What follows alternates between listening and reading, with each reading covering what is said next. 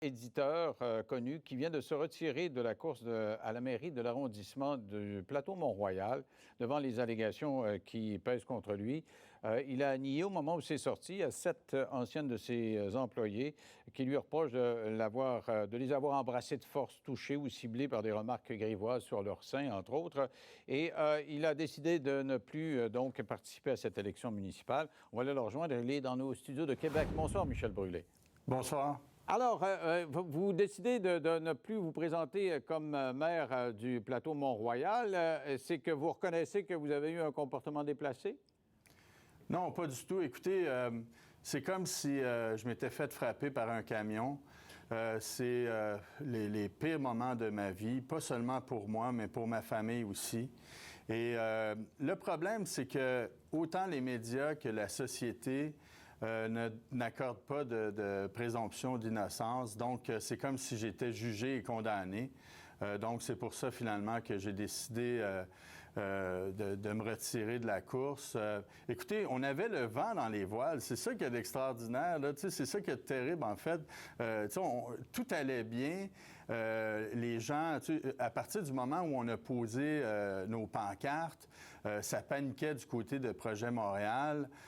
Et les gens étaient très réceptifs à mon Je comprends, discours. mais là, c'est plus du tout une question d'élection municipale. Là. Ça n'a plus rapport avec ça. La question, c'est vous, comme individu, comme citoyen québécois, il y a 7 personnes qui vous reprochent, puis il y en a même une 8e, une écrivain, qui dit que ça n'a pas de bon sens, votre comportement, des remarques sur les seins, des touchés. Vous pensez, il paraît que vous montrez votre pénis un peu partout. Non, non, non. Écoutez, c'est des allégations, puis il faut savoir que... C'est pas vrai que vous avez des photos de pénis que vous mettez un peu partout? Écoutez, on est dans le délai total. Là. Il y a des gens qui profitent, parce que moi, je suis d'accord avec le mouvement de dénonciation de moi aussi, mais en même temps, on profite de ça pour régler des comptes, pour faire des assassinats politiques. Écoutez, moi, là, mes employés, j'avais une relation extraordinaire. J'étais fier d'eux. Mon imprimeur venait au bureau puis il disait j'ai jamais vu une équipe travailler comme ça. Tu sais, on a eu beaucoup de succès.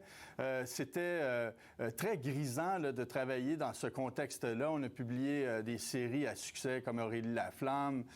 J'ai publié le dernier livre de Jacques Parizeau. Mais là, Michel Brûlé, c'est 7 personnes, plus 8. Ça fait 8 personnes là, qui disent que c'était pas si le fun que ça.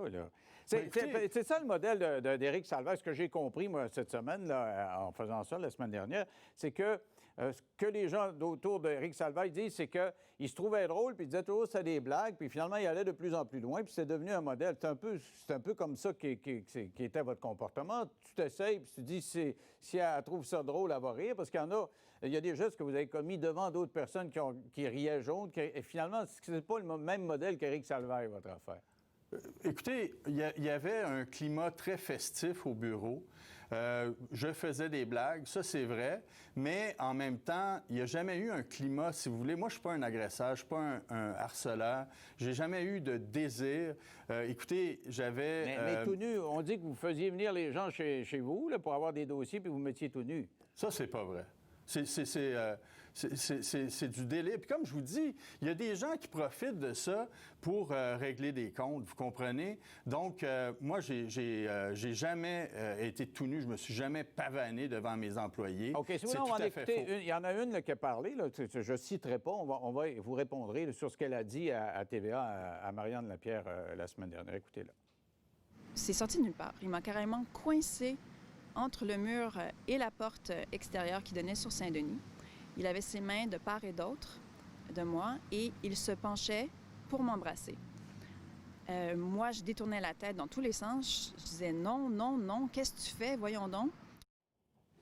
C'est ça, l'atmosphère festive au bureau? Non, non, mais je veux dire, moi, j'ai jamais embrassé personne de force. Cette fille-là, je pense que c'est Sarah Emmanuelle Duchesne qui est sortie publiquement, là. Donc, la fille dont que je vois en ce moment, est-ce que c'est elle ou si c'est quelqu'un d'autre? Je ne sais pas. Je ne peux pas vous dire son identité. Elle est anonyme. Au moment où elle a témoigné, elle est anonyme. OK. Bien, moi, je pense que c'est effectivement Sarah Emmanuelle Duchesne. Puis, ce qu'elle dit dans son témoignage, c'est que je voulais l'embrasser, j'aurais voulu l'embrasser et qu'elle m'a dit non, puis que j'ai arrêté. Donc, à ce moment-là, écoutez, qu'est-ce qu'il y a de répréhensible? Mais ça peut arriver une fois, Michel Brûlé, mais quand ça arrive plusieurs fois, puis il y a 7 personnes qui disent ça, maintenant 8, même l'écrivaine a dit, il m'a attaqué, littéralement, il m'a attaqué. Et je veux dire, c'est le modèle. Ça peut arriver une fois, là, mettons, vous êtes pacté, là, puis, mais si ça arrive souvent... Non, écoutez, il y a 11 ans, j'aurais voulu embrasser Sarah Emmanuelle Duchesne. Ça fait 11 ans de ça. L'histoire de l'écrivaine de Québec, ça fait 3 ans et demi. Donc, écoutez... Elle a porté plainte à la police quand même. Comment vous avez réagi de savoir que la police va enquêter là-dessus? Bien, moi, j'ai vu son reportage, puis premièrement, je réfute totalement les accusations et les allégations, en fait. Et je veux dire, j'ai vu son reportage, puis il est très contradictoire. Elle donne plein de détails pour avoir l'air véridique. Donc, écoutez... Mais pourquoi ces gens-là se ligueraient pour vous donner de la misère dans la vie? Bien, écoutez, ça allait bien, là, mes élections. Puis là, est-ce que... Moi, j'ai une question à poser. Est-ce que si j'avais pas été candidat à la mairie du Plateau-Mont-Royal, est-ce que cette histoire-là serait sortie? Puis, comme je vous dis, il y a des gens... Parce que c'est sûr que le mouvement de dénonciation... Vous pensez que c'est 8 femmes qui, à des fins politiques, on veut tellement pas l'avoir comme maire d'arrondissement qu'on s'invente toute une patente? Non! Écoutez, le premier article qui a été publié,